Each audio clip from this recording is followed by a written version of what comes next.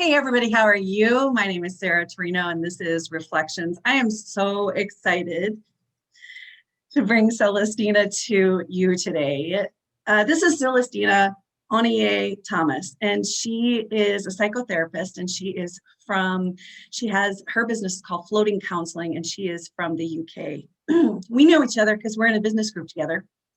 And also, I was lucky enough to take one of Celestina's courses, parenting courses, and it's called Impact Parenting, the Impact Parenting Bundle. And it taught me so much. And so because we're in this time of stress and isolation, I wanted to bring Celestina to you as a gift because she's so incredibly talented and amazing and full of wisdom. So welcome, Celestina. Thank you for having me. Oh, thank you for being here. It's my So pleasure. tell me a little bit about yourself and your parenting philosophy, and how you do what you do with your work. Well, as you mentioned, I'm a psychotherapist, and of course, the parent coaching came about because the way I started studying, when I started studying to be a psychotherapist, one of the first placement I ever did was in school. So school placements was where I was a school counselor. And what I saw was a lot of the children, they were not the issue. It was usually the parents, and the children were a lot of the time trying to manage what the parents were going through. So the things that I was dealing with in therapy with the clients, with the students, was often the parents' issue. Even though the parents were not in the room with me, I felt like I was dealing with the parents' issue. So from really earlier on in my work, my passion has definitely been parents and how I can help them help help the children. So if kind of going back, so I started 15 years ago of being a psychotherapist. That's when I started doing my placements, so 15 years ago. I took a break for a few years and then I started to be a teacher. So I then started teaching in schools. And then again, a lot of the issues I saw was the children that were playing up in class. When I met the parents, I was like, oh, that's why. This is why. And your So specialty is healing trauma, right? I mean, you help parents heal their own trauma so that they can flourish. absolutely, because if they can flourish, they can do so much things with ease. It becomes a lot easier. It doesn't become, you're not getting triggered every single time. You're not getting triggered by things your children say to you, or not as much. I mean, they'll probably still trigger you because I think they enjoy triggering us sometimes, to be honest with you.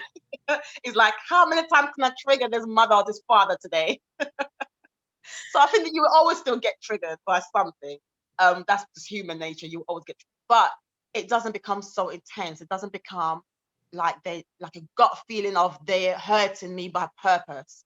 You start to see it in the sense of they just being themselves. They just doing what they want to do. They just reacting to their own issue, instead of it feeling so personal.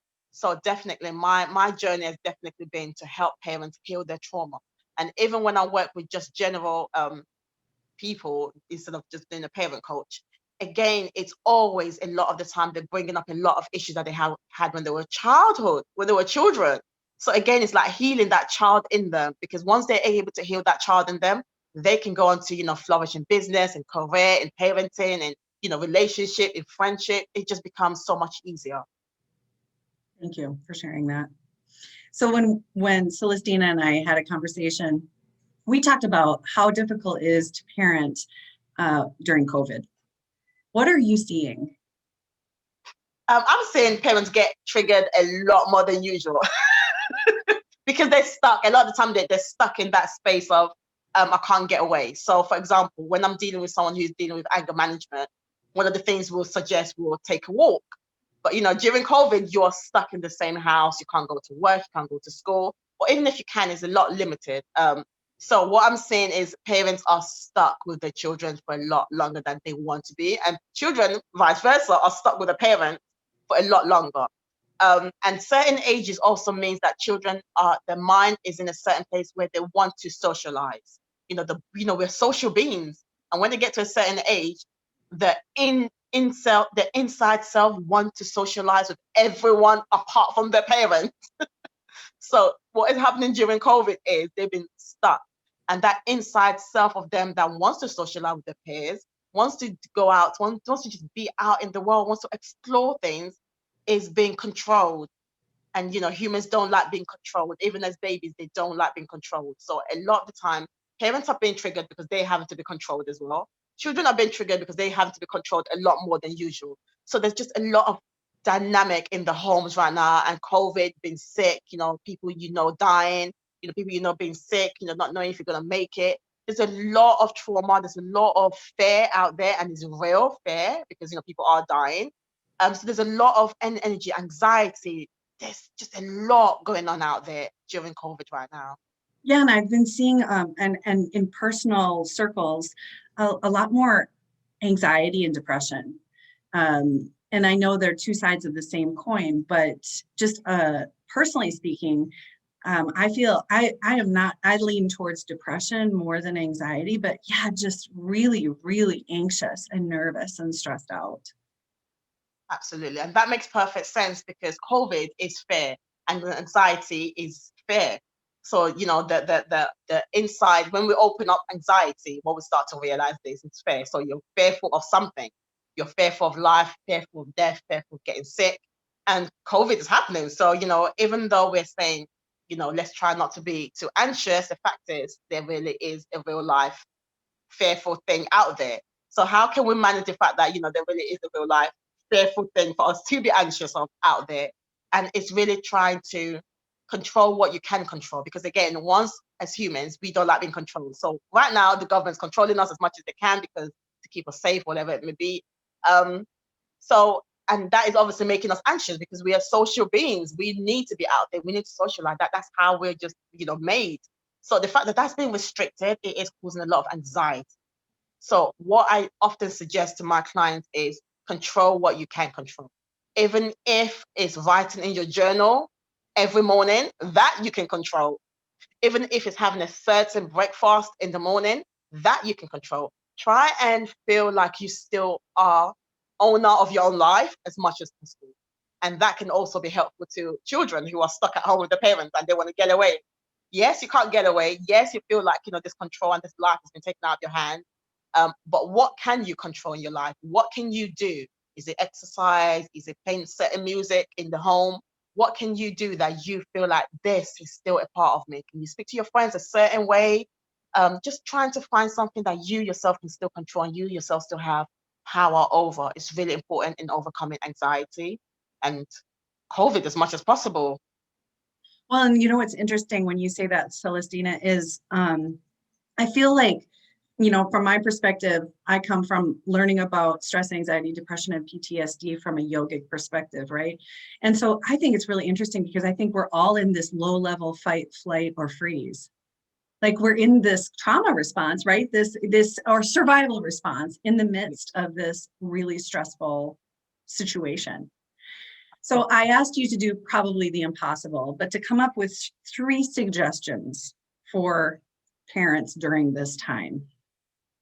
3 suggestions would definitely be trying to control as much as you can. And it's also amazing that you mentioned the survival instinct that we humans have, which is obviously quite linked to fear, because again, it's quite linked to anxiety. And I think it's really interesting that each person, each human will be triggered differently. So the survival instinct that is in you, whether due to childhood, whether due to the way your parents were, whether due to your surrounding, it will be different from mine, for example, or from my children or your children. It will just be different just because of the way that we've all been raised. So I think the first thing people need to realize is, and people need to try to understand is, which survival instinct do I go into?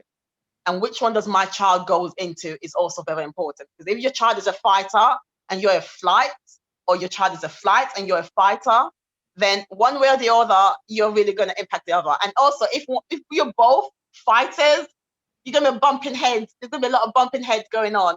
So I think it's really important and it's really powerful to be able to know which one you are, which one the people around you are. Because I think it can also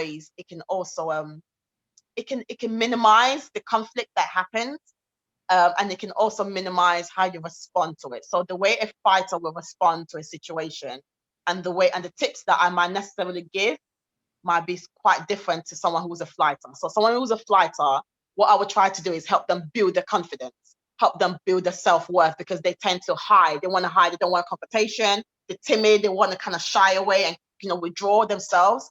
So to kind of, stand up straight and, empower yourself with something that I would do, a tip that I would give for someone who's a flight. Someone who's a phraser, I would definitely try to get them to do something and to remember something that they love to do. So how can you come out of your frozen zone when you're in fear? Remember and take yourself to a place where you love, a place where you've enjoyed, something that you enjoy doing, and try to do that as often as possible. If during this COVID, the survivor instinct that your innate has built for you for survivor instinct is phrase, then I would definitely say try and do things that you love as much as possible. Because then once you're enjoying something, you're not going to be frozen. Your mind is alert. You can think straight as much as possible anyways during this COVID. And someone who's a fighter, I would definitely say meditate, do some breathing exercises, calm your heart rate down, because that's what tends to happen when someone's a fighter. The heart rate goes boom, boom, boom, boom, boom, boom. The oxygen is sent to their muscles. They're alert, ready to fight everything, everyone, ready for an argument all the time. So to really calm down your heart rate with your breathing exercises, to meditate, and to just do calming things that calms your body is really important. So the tips I would give will be different depending what instinct their body goes into during survival. But you know what, all of it is important for everyone. So whether you're a fighter or you're a phraser, breathing exercise is important. Doing things you enjoy is important. But if you're a fighter and if you're a phraser or if you're a flight, those things are just a lot more important than they are for everyone. But everyone should definitely be doing deep breathing exercises daily, especially during COVID, because it helps clear your lungs as well. So there's a lot of it. So I hope that was helpful and I hope it made sense. It totally made sense. Thank you for sharing that. It made perfect sense. Well, last thoughts. What do you, if you could be like, this is my last thought for parents as they're maneuvering through this, what would you gift them with? I would gift them that it's okay to not be okay, and that parents need to just be okay with communicating how they're feeling to their children, but not telling their children that it's, you've made me feel like this. No, not that. It's, I feel like this when you said da la la, or mom is a little bit tired today. Just communicating honestly as much as possible. So for example, if your children need certain things, you can't be there for them, you can't do certain things, communicate that as openly and as honestly as possible. So what I would definitely like to, give to parents is try and be yourself. It's okay not to be okay. And definitely communicate with your children as much as possible. And one last thing. I know you asked me for one thing, but I've got plenty going on in my mind. Love language. Try and learn what your love language and your children's love language is, because it can also diffuse a lot of conflict when you know yours and you know theirs. Again, it's one of those triggers. When you know what the triggers are, you know your triggers, you know their triggers. So, you can prevent certain things and you can calm certain situations down when you know what their triggers are, you know what your love language is, you know what their love language is. It's really important. And parents need to know their love language is not always the same as the children. And even if it's the same, the way it's communicated might be different. So, spending time together might be your child, but they may not want to spend time with you. And you know what, Celestina, that was something that I learned from your course that I thought was amazing, was that, oh yeah, I didn't consider that their love language might be different than mine. Absolutely. All right. Well, how can people find you if they want to learn more? If they want to learn more, they can follow me on Instagram. That is floating_body mind soul. So floating_body mind soul. I am so grateful that you took this time to help us out today. Thank you so much. You are welcome. All right. We'll talk to you soon. Take care.